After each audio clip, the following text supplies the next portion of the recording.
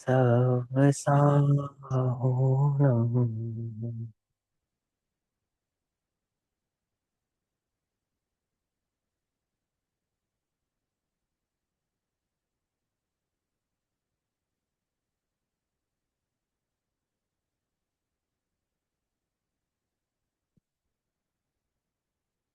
मंगल में मंगल करण, वीतराग विज्ञान। नमः ताहि जाति भय, अरहंतादि महान। करिमंगल करहूँ महा, ग्रंथ करने को काज। जाते मिले समाज सब, पावे निज पद राज। इस भव तरु कामूलेख, जानऊ मिथ्या भाव। ताको करि निर्मूल अब, करो मोक्ष उपाय।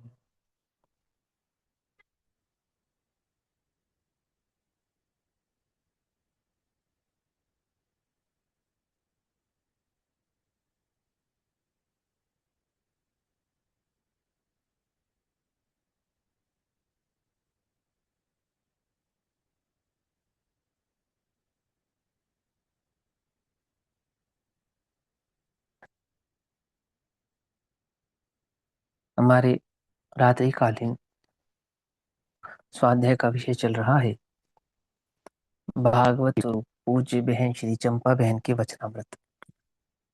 बहन श्री के इन वचनामृतों को हम पूज्य गुरुदेव श्री के वचनामृत पर हुए प्रवचन, वचनामृत प्रवचन के आधार से समझ रहे हैं, जिसमें पेज नंबर 190, प्रवचन क्रमांक 22 और वचनामृत क्रमांक 73, 73 नंबर का वचनामृत चलता है।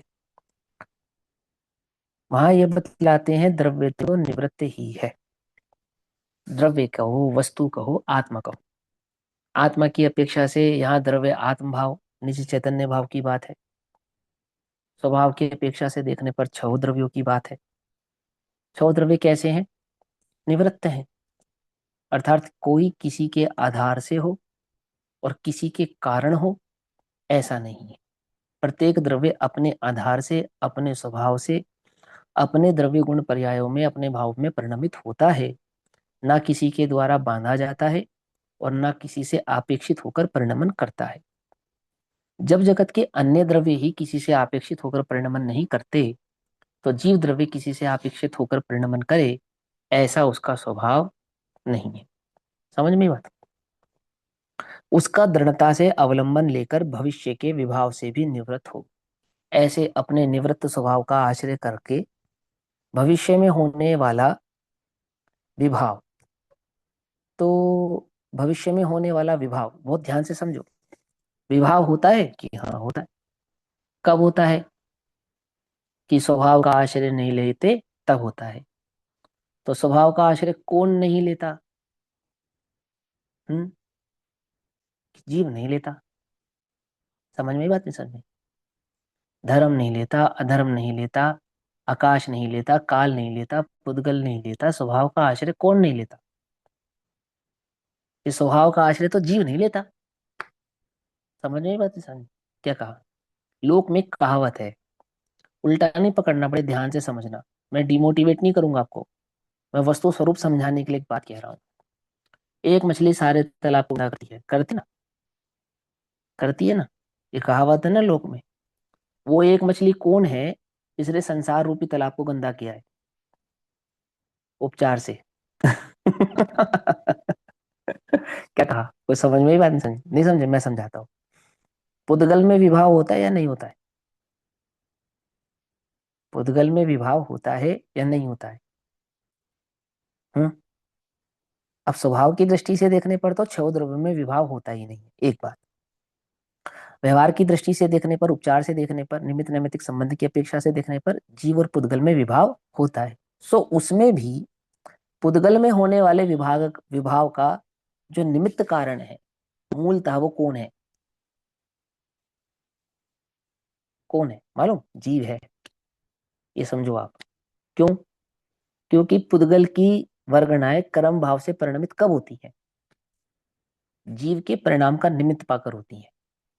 कुछ बात समझ में? मैं थोड़ी सी बात अलग करके पढ़ा रहा हूँ, अध्यात्म की अपेक्षा से नहीं पढ़ा रहा हूँ, दूसरी अपेक्षा से बतला रहा हूँ। कि नहीं, पुद्गल वर्गणाओं का मन कर रहा था कि वो कर्म रूप परिणमित हो जाए, तो सिद्धालय में भी हो सकती है ना, सिद्धों के साथ भी हो सकती है ना, कि पुद्गल कभी स्वतंत्र रूप से कर्म रूप परिणमित नहीं हो सकता। ऐसे उल्टा नहीं पकड़ना। होता स्वतंत्र रूप से ही है, होता अपने आधार से ही है, उसका कर्ता तो उसका षटकारक पद स्वयं ही है, जीव नहीं है। जीव नहीं है। लेकिन वो कर्म वर्गणा रूप परिणमित हो, उसके लिए परिणाम किसका चाहिए? उसे जीव का चाहिए। ऐसा तो नहीं जीव का परिणाम मिले और कर्म रूप परिणमित हो जाए। अपितु उल्टा है कि जीव परिणाम ना करे तो जो कर्म रूप परिणमित पुद्गल है ना, वो कर्म भाव से छूट जाते हैं। कुछ बात समझ में आई? नहीं समझ में आई? मैं थोड़ा सा विपरीत करके कह रहा हूं, उसको उस तरीके से ही समझना, अन्यथा नहीं लेना। वास्तव में देखा जाए तो पुद्गल जीव को बांधता है या जीव पुद्गल को बांधता है? कुछ समझ में आई बात? नहीं समझ में आई? देखो क्या लिखा है, आप इसको ध्यान से समझोगे तो आपको बात समझ में आई। यहाँ कहते हैं उसका दृढ़ता से अवलंबन लेकर। उसका माने किसका? उस निवृत्त स्वभाव का। तो वो निवृत्त स्वभाव किसका है? कि मेरा है। और इस निवृत्त स्वभाव का अवलंबन लेकर, तो अवलंबन कौन लेगा? कि वो भी मैं ही लूंगा। समझ में आई बात? निवृत्त स्वभाव किसका है? कि मेरा है। और अवलंबन कौन लेगा? मैं ही लूंगा।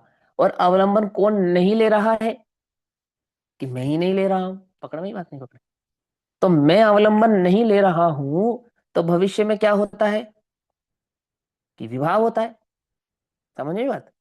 और भविष्य में वो विभाव ना हो, उसके लिए क्या करूं? कि मैं निवृत्त स्वभाव का अवलंबन लूं। पकड़ में ही बात? नहीं पकड़ में? क्या कहा? क्या कहते हैं? है ना? तो वो विभाव हुआ, उसका कारक कौन हुआ? पुद्गल कर्म का उदय हुआ या मैं हुआ? बोलो। जो विभाव हुआ, उस विभाव का जो कारक है वो कौन हुआ? हम्म? कि वस्तुतः देखा जाए तो मैं ही हुआ ना। और वो विभाव रूप परिणमित ना हो, ये जिम्मेदारी किसकी है? कि देखा जाए तो मेरी है। क्योंकि स्वभाव का अवलंबन तो मुझे लेना है, पुद्गल को थोड़ी लेना है। आ रही बात समझ में? नहीं आ रही है? क्या कह रहे हैं? यहाँ कहते हैं उसका दृढ़ता से अवलंबन लेकर भविष्य के विभाव से भी निवृत्त हो ना, भविष्य के विभाव से निवृत्त हो ना, भविष्य में होने वाली संसार आदि अवस्थाओं से निवृत्त हो ना, दुख की अवस्था से निवृत्त हो ना, राग द्वेष काम क्रोध मान आदि लोभ की प्रवृत्तियों से निवृत्त हो ना। हो। किसका आश्रय लेकर? स्वभाव का आश्रय लेकर। जिन्हें दुखी नहीं होना हो वो क्या करें? अपने निवृत्त स्वभाव का आश्रय लें। है? क्या कहते हैं? स्वभाव है निवृत्त और कार्य है विकृत। है? कुछ बात समझ में ही नहीं? दोनों बातें समझना। स्वभाव है निवृत्त और काम कैसा है? काम है विकृत। गजब हो गया। तो काम विकृत क्यों है? क्योंकि स्वभाव की खबर नहीं है, इसलिए है। स्वभाव की खबर है, स्वभाव की दृष्टि है, स्वभाव पर नजर है, स्वभाव का की लीनता है, तो भविष्य में होने वाले विभाव से क्या हो? निवृत्त हो। कैसा है स्वभाव? ओहो, स्वभाव तो निवृत्त ही है। देखा जब अपने अंतर में, क्या देखा? कुछ और नहीं, भगवान हूं मैं। है? पर्याय भले ही पामर हो तो हो तो हो, अंतर से वैभववान हूं मैं। तो निवृत्त स्वभाव की मैंने दृष्टि नहीं की, तो विकृत भाव होता है। और निवृत्त स्वभाव की दृष्टि करता हूं तो विकृत भाव नहीं होता है। पकड़ में ही बात? है ना? तो इसको क्या कहते हैं? प्रत्याख्यान की बात लेना है ना। प्रत्याख्यान यानी कि भविष्य में होने वाले विकृत परिणामों से छूटने की बात लेना है ना। हाँ, तो शुभ राग बीच में आता है। कब आता है? कि जब उपयोग स्वभाव की ओर जाता है और स्वभाव में ठहरता नहीं है।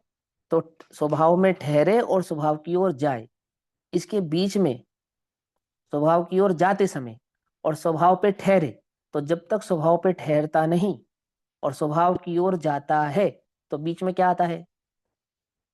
हम्म क्या आता है? शुभ राग आता है। देखो, जब पहले गुण स्थान से चढ़ते हैं तो बीच में दूसरा तीसरा गुण स्थान नहीं आता है, चौथा आता है ना, चौथे तक।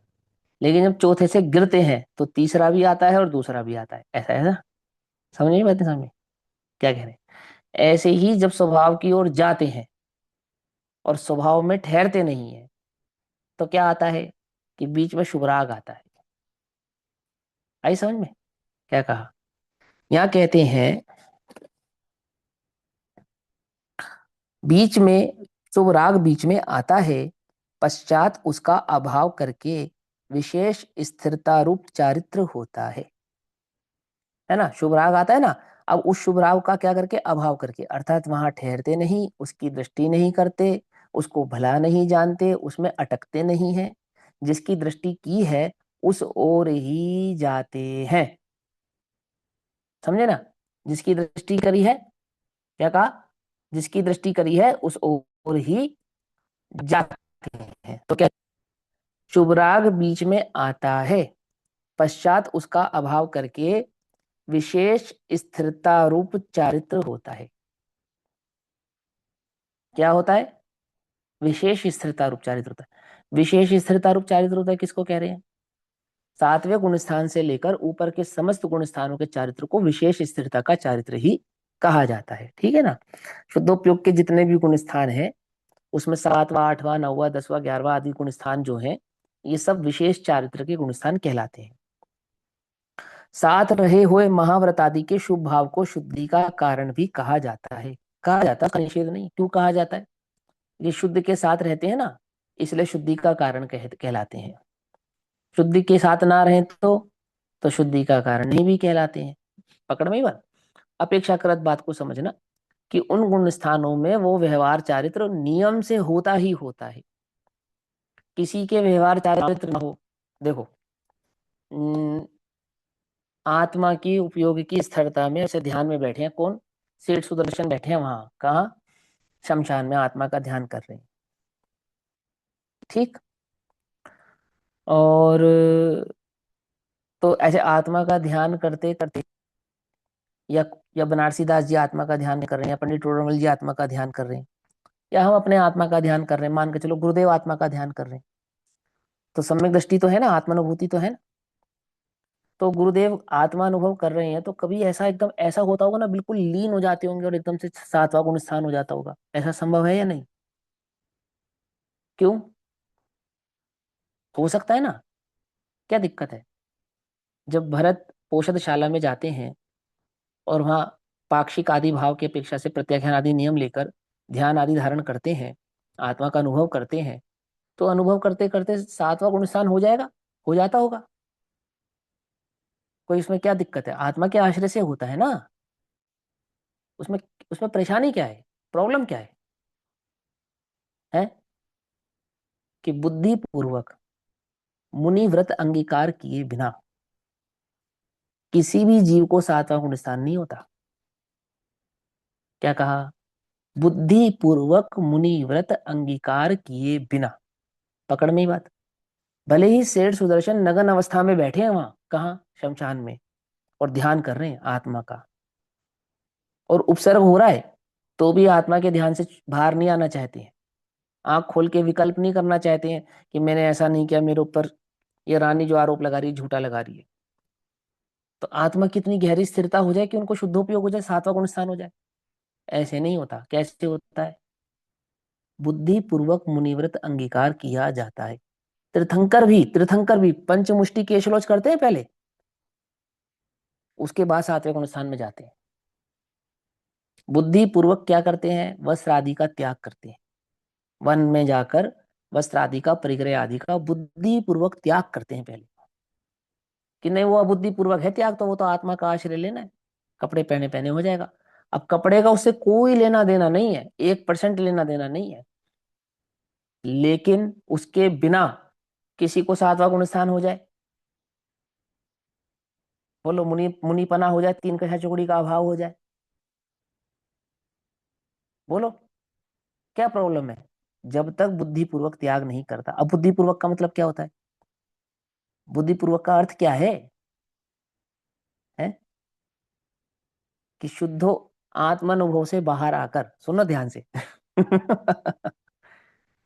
और यहाँ बुद्धिपूर्वक पंचमुष्टि केशलोच परिग्रह आदि का त्याग करे, मुनिव्रत अंगीकार करे।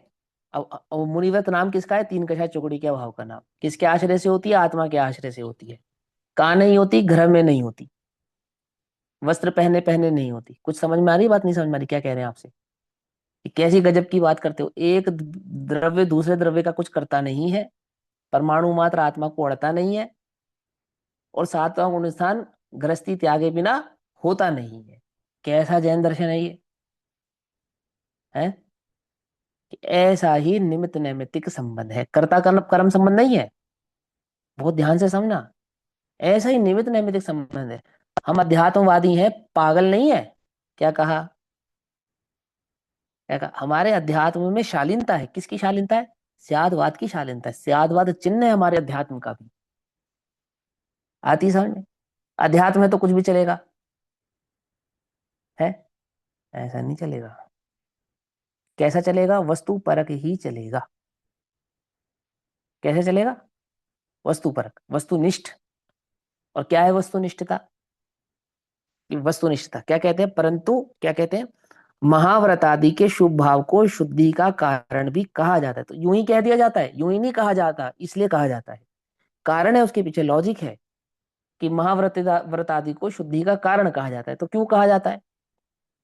कि महाव्रत आदि नहीं ले और सातवां गुण स्थान हो जाए, ऐसी अनिति जिनागम में संभवे नाही, संभवे नाही। बुद्धि पूर्वक लंगोट ना त्यागी हो तो क्षुल्लक को भी सातवां गुण स्थान होता नहीं है। क्या आती समझ में? नहीं समझ में आती? क्या कहते हैं कि वो तो आत्मा के आश्रय से होता है ना, आत्मा में लीनता हो जाए, तीन कक्षा जोड़ी का अभाव हो जाए, ये हो तो सकता है पर होता नहीं है क्या होता नहीं है? इसलिए वो महाव्रत आदि को शुभ भाव। आई बात समझ में क्या कहना चाह रहे हैं? भरत जी घर में वैरागी तो है, भरत जी घर में केवल ज्ञानी नहीं हो सकते? क्या महाव्रती नहीं हो सकते? तुम कैसे वैरागी महाव्रती होना चाहते हो घर में? जैसे घर भरत जी घर में वैरागी थे, ऐसे हम कैसे चाहते हैं कि हम भी भरत जी जैसे घर में वैरागी रहे? क्यों? है? अरे भाई भरत जी घर में वैरागी थे, पर कैसे वैरागी थे?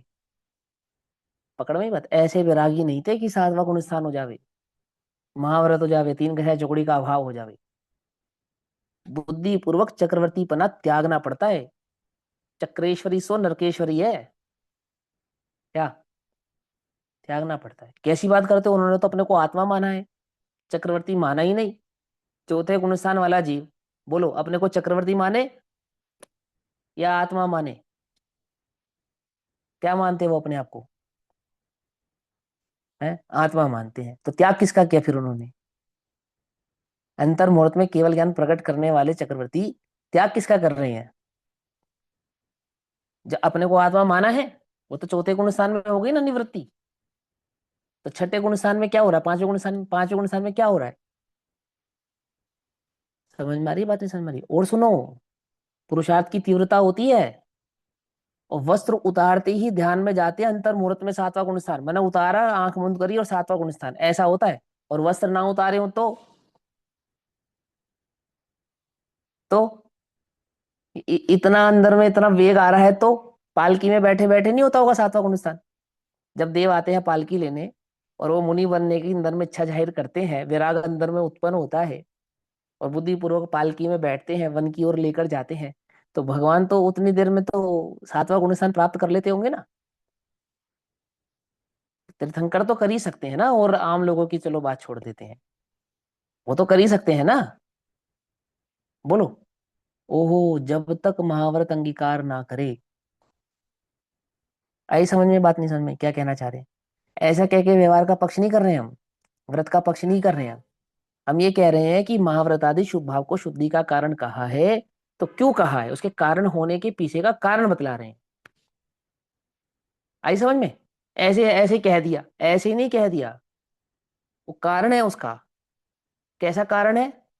कर्ता कर्म कारण नहीं है, निमित्त नैमित्तिक कारण है। सुनना ध्यान से। निमित्त कारण किसको कहते हैं? जो कर्ता नहीं होता लेकिन उपस्थित होता है।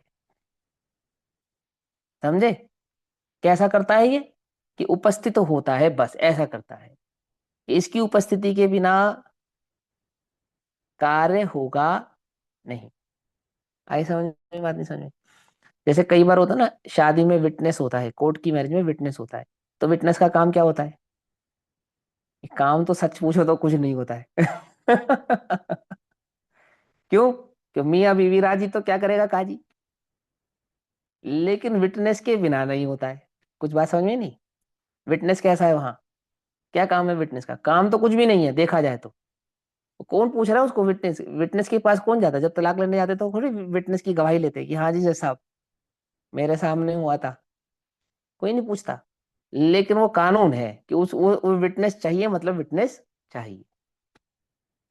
ऐसे शुद्धि का कारण भी कहा जाता है, परंतु सचमुच ऐसा नहीं है। सचमुच ऐसा नहीं है माने कर्ता कर्म संबंध नहीं है उनके बीच में, कि तुम कर्ता कर्म संबंध समझ लो। क्योंकि वस्तु तारा है इसलिए सातवां गुण स्थान हो जाएगा, क्योंकि नगन अवस्था है इसलिए आत्मा में शुद्धोपयोग हो जाएगा, ऐसा रंच मात्र भी नहीं है। रंच मात्र भी नहीं है, रंच मात्र भी। भूल बराबर भी नहीं है कि जड़ की क्रिया हो और आत्मा को शुद्धोपयोग हो जाए ना। तीन काल में नहीं होता, पर उसके बिना भी नहीं होता। समझे? ऐसा पूर्व काल में शुभ भाव था उसके कारण चारित्र हुआ है, ऐसा नहीं है। एक बात। दूसरी बात क्या?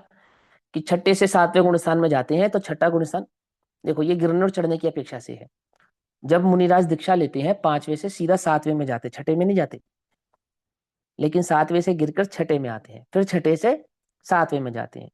तो छठा गुण स्थान किसका है? शुभोपयोग का गुण स्थान। और सातवां गुण स्थान किसका है? शुद्धोपयोग का गुण स्थान। तो शुभोपयोग के कारण शुद्धोपयोग होता है क्या? कि ऐसा नहीं है। क्यों नहीं है? क्योंकि शुभ से पहले अशुभ होता है। तो अशुभ क्या, अशुभ को शुभ का कारण मानना पड़ेगा। मानोगे कि नहीं मानेंगे?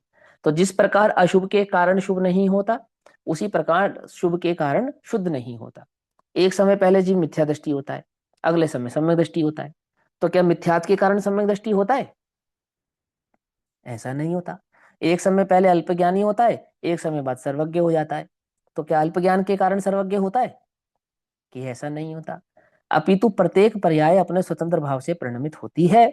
एक पर्याय और दूसरे पर्याय के बीच में क्या संबंध नहीं होता? कि कर्ता कर्म संबंध नहीं होता। तारतम्यता होती है, संधि संबंध होता है ना। अनंतर पुंषणवर्ती संबंध भी होता है, परंतु कौन सा संबंध नहीं होता? एक पर्याय के कारण दूसरी पर्याय हो, ऐसा कर्ता कर्म संबंध किसी पर्याय के बीच में होता नहीं है। उसी प्रकार शुभोपयोग के कारण शुद्धोपयोग हो, ऐसा नहीं है। शुभोपयोग अपनी स्वतंत्र योग्यता से होता है और शुद्धोपयोग अपनी स्वतंत्र योग्यता से होता है। आई समझ में बात? नहीं समझ में आई? हम्म। क्या कहते हैं? पहले एक इतना निर्णय कर, पहले एक इतना निर्णय कर, इतना निर्णय कर, निर्णय कर माने इतनी बात तेरी समझ में आनी चाहिए पहले। अब तेरे इतनी बात भी समझ में ना आए और तू आत्मा का ध्यान करना चाहे, उपयोग को स्थिर करना चाहे, तो हो जाएगा? हम्म। ऐसे नहीं होगा। पहले वस्तु स्वरूप समझा जाता है। समझे? समझ में आता है तो अनुभव में आता है, और समझ में नहीं आता है तो अनुभव में नहीं आता है। पहले समझा जाता है। क्या कहते हैं? पहले एक इतना निर्णय कर कि प्रत्येक द्रव्य स्वयं अपनी पर्याय स्वतंत्र रूप से करता है।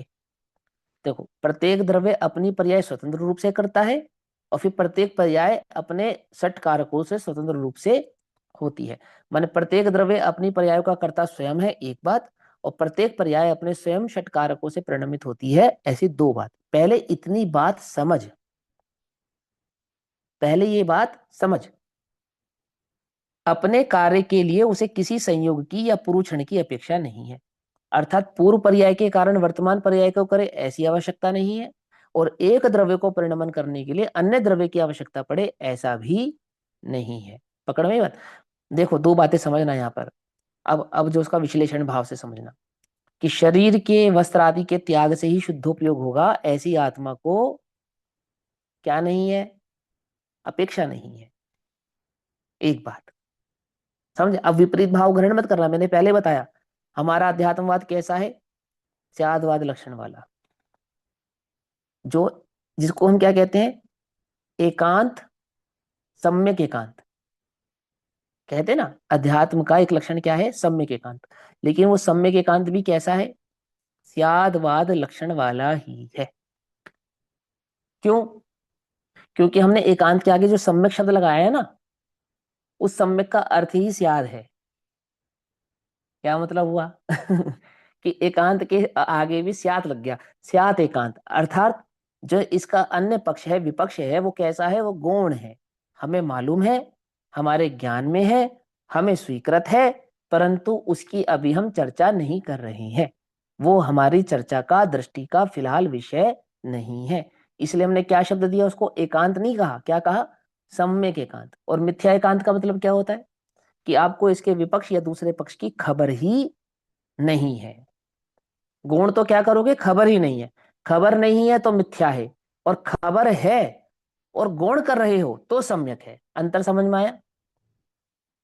समझ में आया नहीं समझ में आया, क्या कहा, है ना। ऐसा देखो, ताऊ के बच्चे को कहा कि मेरा ही बेटा है, तो सही कहा या गलत कहा है? बिल्कुल ठीक है ना।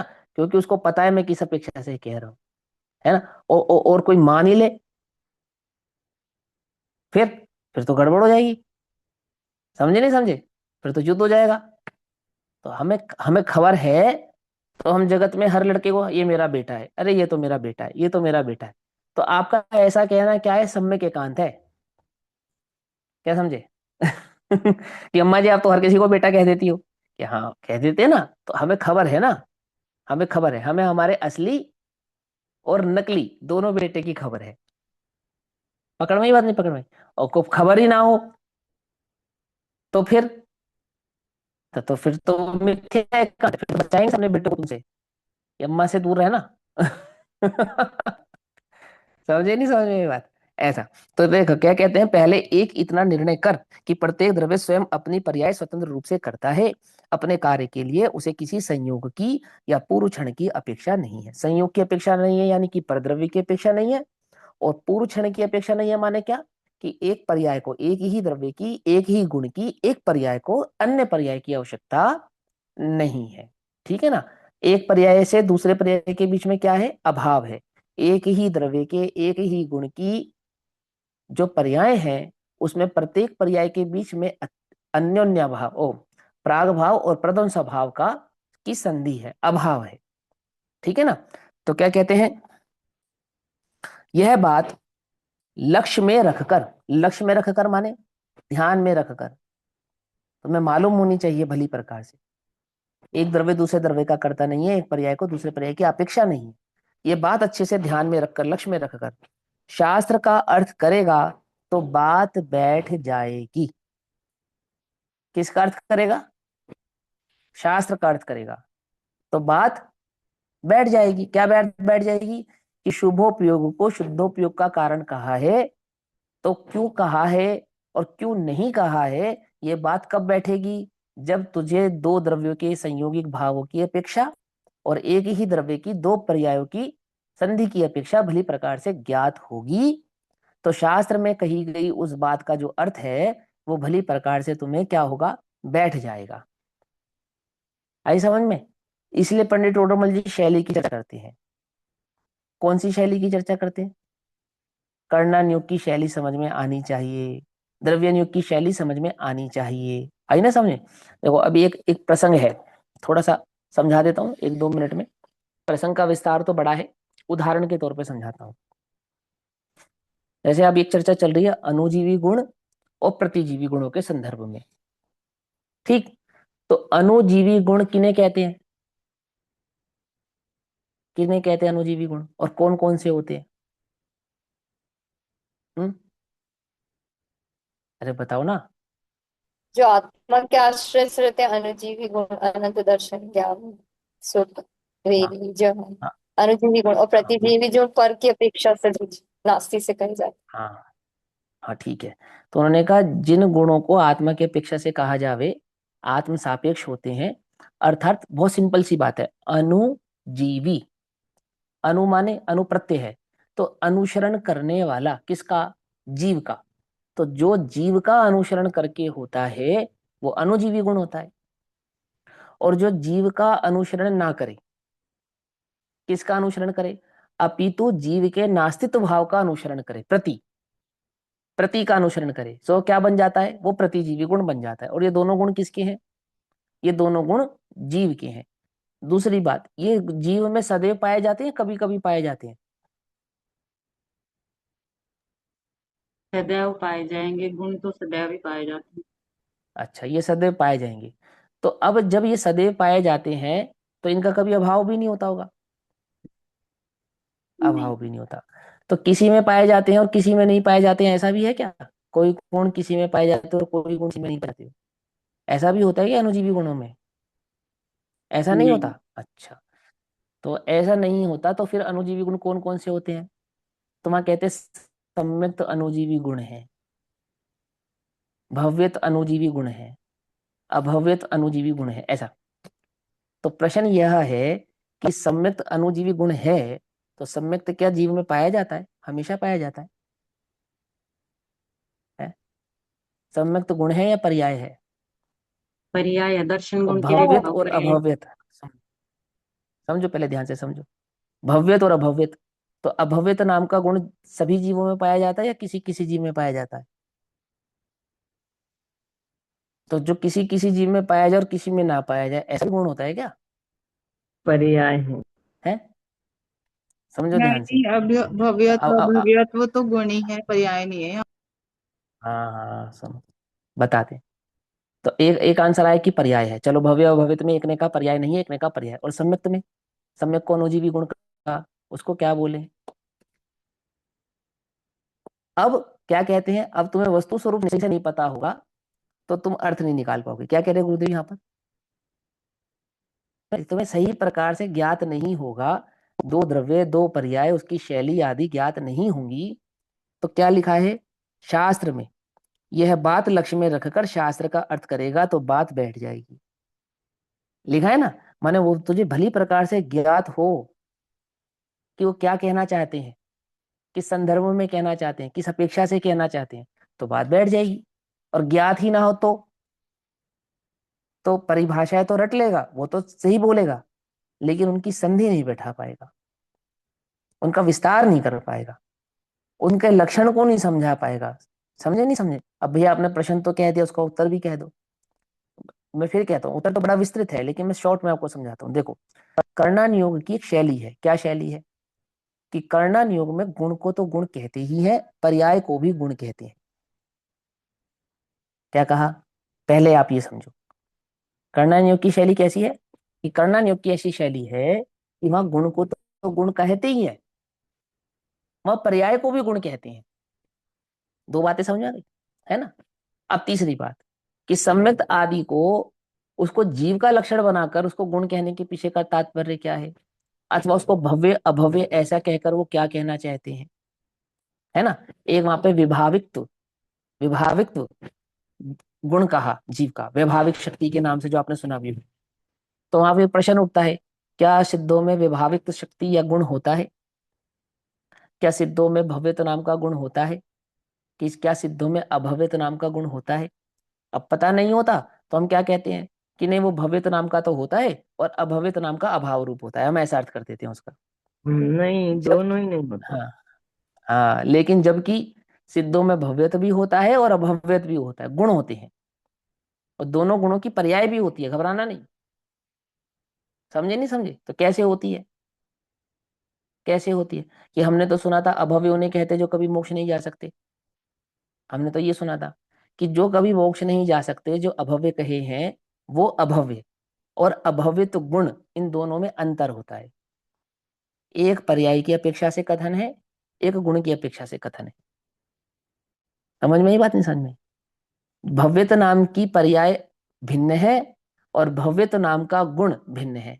ऐसे ही अभव्यत नाम की पर्याय भिन्न है और अभव्यत नाम का गुण वे भिन्न है। कुछ समझ में आ रही है बात नहीं समझ में आ रही है? तो सिद्धों में भव्यत और अभव्यत नाम के गुण क्या करते हैं कि द्रव्य से द्रव्यांतर नहीं होना, इसको क्या कहते हैं? अभव्यत गुण। अभव्यत, अभव्यत का अर्थ क्या हुआ? द्रव्य से द्रव्यांतर नहीं होना, गुण से गुणांतर नहीं होना, पर्याय से पर्यायांतर नहीं होना। क्या हुआ ये? है ये अभव्यत नाम का गुण है। सिंपल सी बात है। द्रव्य पलटकर अन्य द्रव्य रूप नहीं होगा, द्रव्य पलटकर गुण रूप नहीं होगा, द्रव्य पलटकर पर्याय रूप नहीं होगा। ऐसे ही गुण पलटकर अन्य गुण रूप नहीं होंगे, गुण पलटकर द्रव्य रूप नहीं होंगे और गुण पलटकर पर्याय रूप नहीं होंगे। इसी प्रकार पर्याय पलटकर अन्य पर्याय रूप नहीं होगी, द्रव्य रूप नहीं होगी और गुण रूप नहीं होगी। इसको क्या कहते हैं? इसको अभव्यत गुण कहते हैं। और द्रव्य सदैव द्रव्य रूप ही रहेगा, गुण सदैव गुण रूप ही रहेंगे, पर्याय सदैव पर्याय रूप ही रहेगी। अस्थि, इसको क्या कहते हैं? इसको भव्यत गुण कहते हैं। ये तो भैया आपने अपने मन से अर्थ कर दिया। कहाँ लिखा है? केवल अलाप पद्धति खोलो, खोलो और पढ़ो। पढ़ो क्या लिखा है वहां पे, भव्यत और अभव्यत के संदर्भ में, अनुजीवी गुणों के संदर्भ में आचार्य देव क्या कहते हैं। समझ में ही बात नहीं समझ में? ऐसा। तो यहाँ गुरुदेव क्या कहना चाहते हैं, बात समझ में आ रही नहीं आ रही है? नहीं तो सिद्धांत को सही प्रकार से नहीं समझेगा तो क्या होगा? तो ये होगा कि वहां यह बात लक्ष्य में रखकर शास्त्र का अर्थ करेगा तो बात बैठेगी, और शास्त्र का अर्थ इन सिद्धांतों को लक्ष्य में रख के नहीं करेगा तो बात नहीं बैठेगी। सिंपल। आई समझ में? जैसे राग का कर्ता आत्मा है या नहीं है? तो सिद्धांत को लक्ष्य में रखकर अर्थ करेगा तो है भी और नहीं भी, दोनों बात समझ में आएगी। और सिद्धांत को लक्ष्य में रखकर अर्थ नहीं करेगा तो क्या कहेगा? नहीं नहीं, वो तो पुद्गल उसका करता है, वो तो पुद्गल उसका करता है। सांख्य मत ये तू, जिसका कर्ता पुद्गल है उसका जीवा भाव क्यों करेगा? बोलो। जिस राग का कर्ता पुद्गल है तो जीव को उसका भाव करने की क्या आवश्यकता है? समझ में ही नहीं आएगा। विकल्प, विकल्प नाम ज्ञान का भी है, विकल्प नाम राग का भी है। कैसे मालूम चलेगा? कैसे पता चलेगा कि किस विकल्प की बात कर रहे हैं? मति शुद्ध ज्ञान का एक नाम विकल्प भी है, विकल्प ज्ञान कहते हैं इसको। और राग द्वेष की पर्यायों का नाम भी विकल्प है। कुछ समझ में ही बात नहीं समझ में? तो कहाँ क्या अर्थ है, कहाँ क्या बात कही जा रही है, ये बात भली प्रकार से समझ में आने वाली कब नहीं है? जब भली प्रकार से वस्तु स्वरूप को नहीं समझेगा तब तक। पहले एक इतना निर्णय कर, इतनी बात समझ कि जो आचार्य देव कहना चाहते हैं वो कैसे कहना चाहते हैं, किस प्रकार से कहना चाहते हैं, वो किन, उनका क्या तात्पर्य है तुझे समझाने का। उसके बाद जब तू अर्थ करेगा तो क्या होगा? तो शास्त्र की उस बात का अर्थ भली प्रकार से तेरे ज्ञान में बैठेगा। ऐसा यह बात लक्ष्य में रखकर शास्त्र का अर्थ करेगा तो बात बैठ जाएगी। महाव्रत लिए और उनकी सहायता से चारित्र की सरता हुई, ऐसा नहीं है ना? अभी क्या कहा था कि उसके कारण हो गया, क्या कि उसके कारण तो नहीं हुआ। अभी तो आप बड़ी बड़ी बातें कर रहे थे, उसके बिना होगा ही नहीं, सातवां गुण स्थान होता ही नहीं है। कि हाँ नहीं होता है ना, अभी भी कह रहे हैं हम, लेकिन उसके कारण होता है, ऐसा कदापि नहीं है। तो तुझे उसका कारक कर्ता कर्म संबंध और उसकी उपस्थिति का कारक, ये दोनों बात तुझे भली प्रकार से समझ में आनी चाहिए। ठीक है ना? विस्तार से समझना है। पंडित टोडरमल जी ने लिखा है मोक्ष प्रकाशन में, क्या लिखा है उन्होंने कि वहां आत्म स्थिरता के लक्षण, मैंने मोक्ष के लक्षणों को समझाते समय तो बोले एक कारण तो ऐसा है जिसके नहीं होने पर कार्य होता ही नहीं है और जिसके होने पर कार्य होता ही है। और एक कारण कैसा है कि जिसके नहीं होने पर तो कार्य होगा ही नहीं, लेकिन उसके होने पर कार्य हो भी सकता है और नहीं भी। कि ऐसा कौन सा लक्षण है कि होगा नहीं तो कार्य होगा ही नहीं, और होगा तो हो भी सकता है और नहीं भी? तो उन्होंने कहा मुनिपना। मुनिपना कैसा लक्षण है कि मुनिपना ऐसा लक्षण है कि इसके बिना तो शुद्धोपयोग होगा ही नहीं, और मुनिपना हो जाए और शुद्धोपयोग भी हो जाए तो ऐसा भी नियम नहीं है, हो भी सकता है और नहीं भी। और ऐसा कौन सा कारण है कि जिसके होने पर कार्य होगा ही नहीं और जिसके होने पर कार्य होगा ही होगा? तो कहते हैं तत्वाभ्यास, तत्व का निर्णय, शुद्धोपयोग। तो बोले तत्व प्रतीति ऐसा लक्षण है जिसके नहीं होने पर तो शुद्धोपयोग होगा ही नहीं, और जिसके होने पर शुद्धोपयोग अवश्य होगा ही होगा। पकड़ में मत। और ऐसा भी कारण है कि जो चाहे हो चाहे नहीं हो, उस पे कारण पे कोई फर्क पड़ता नहीं है। बोले वो कौन से कारण है? बोले जैसे विशेष व्रत तप त्याग आदि, विशेष प्रकार के काय कलेश हो तो भी शुद्धोपयोग हो जाए ऐसा कोई नियम नहीं, नहीं हो तो बाधा बन जाए ऐसा भी कोई नियम नहीं। हो तो ठीक है, नहीं हो तो ठीक है। समझ में ही बात नहीं? समझ में? लेकिन मुनिपना कैसा कारण रखा वहां पर कि नहीं होने पर तो शुद्धोपयोग होगा नहीं, और होने पर हो जाए ऐसा कोई नियम नहीं। आई समझ में बात? तो देखो ऐसे यहां समझाते क्या कहते हैं, महाव्रत लिए और उनकी सहायता से चारित्र की स्थिरता हुई है ऐसा नहीं है, है ना? ऐसी बातें हैं, ये बात तुम्हें भली प्रकार से समझ में आनी चाहिए। ठीक, आज तो ज्यादा विषय नहीं चल पाया, ये एक पैराग्राफ है अंतिम, ये मैं पढ़ लेता हूँ, ठीक, बाकी हम कल पढ़ेंगे। ज्ञान का, सॉरी, ज्ञायक चैतन्य ज्योति निर्मल विज्ञान घन ऐसा आत्मद्रव्य तो सदा निवृत्त ही है। आत्मा कैसा है कि आत्मा चैतन्य लक्षण वाला, निर्मल, और एक ज्ञान ज्ञान ज्ञान, ऐसा ज्ञान स्वभावी होने से वह कैसा है कि ज्ञान का कर्ता होने से और परद्रव्यों का कर्ता नहीं होने से वह सदा परद्रव्यों से निवृत्त ही है। ना कि सिर्फ परद्रव्यों से निवृत्त है, अपितु सभी प्रकार के विकारों से स्वभाव से देखने पर निवृत्त ही है। जब हम आत्मद्रव्य की दृष्टि करते हैं तो हमें क्या दिखाई नहीं देता कि वहां किसी भी प्रकार का विभाव और विकार दिखाई देता नहीं है, है ना? आचार्य देव ने कहा 14 नंबर की गाथा में समय सार में कि आत्मद्रव्य की दृष्टि करने पर क्या होता है कि समस्त नाम नय निक्षेप आदि गौण हो जाते हैं, समस्त प्रकार के विभाव विलय हो जाते हैं, अर्थात उस द्रव्य स्वभाव को देखने पर हमें वहां किसी प्रकार का कोई विकार दिखाई देता नहीं है। सुनो, केवल ज्ञान तो दिखाई देता होगा ना? है, क्या कहा? सुनो ध्यान नहीं। से। हाँ, ये समझने वाली बात है। हमें 14 नंबर की गाथा में राग नहीं है ऐसा दिखाई देता है, प्रभु वहां केवल ज्ञान भी नहीं है ये भी देख, सिद्ध अवस्था भी नहीं है वहां पर ये भी देख, द्रव्य की अपेक्षा समझ। कुछ बात समझ में आई नहीं है? क्या कहा?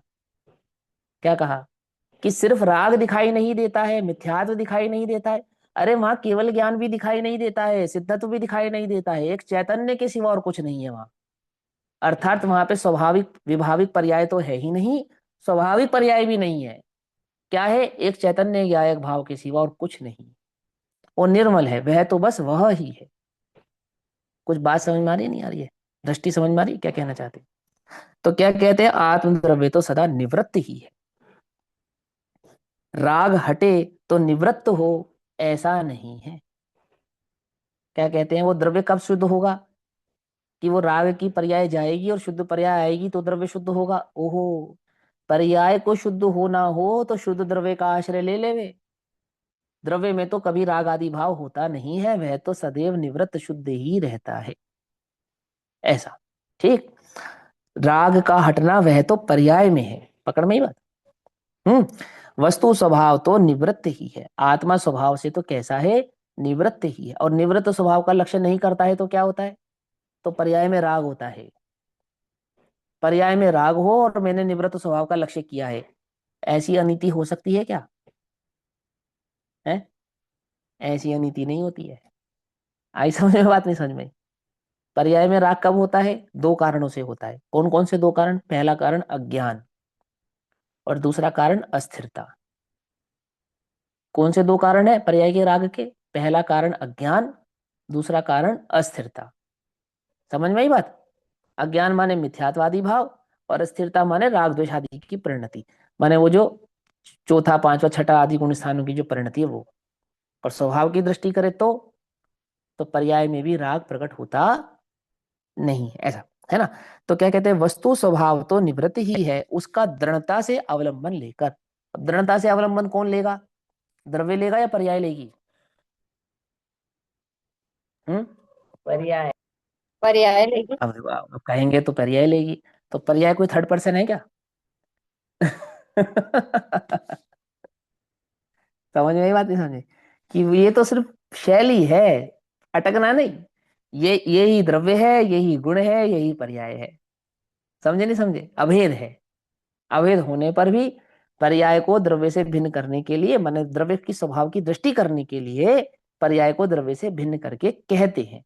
इस उपयोग को अपने स्वभाव से ही भिन्न करके कहते हैं। किस लिए कहते हैं? कि तू अपने स्वभाव की दृष्टि कर, इस प्रेरणा के लिए ऐसा कहते हैं।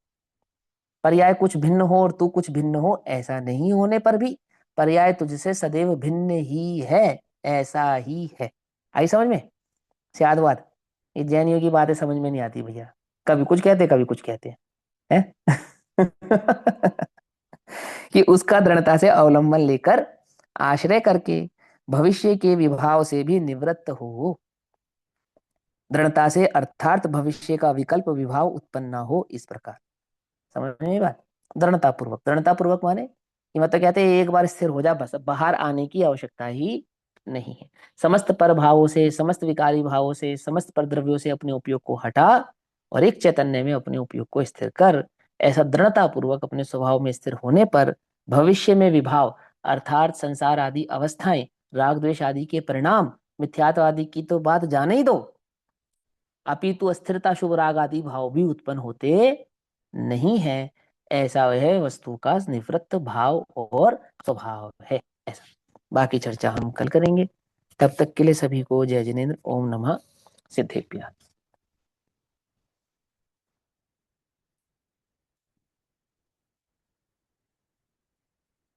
नमो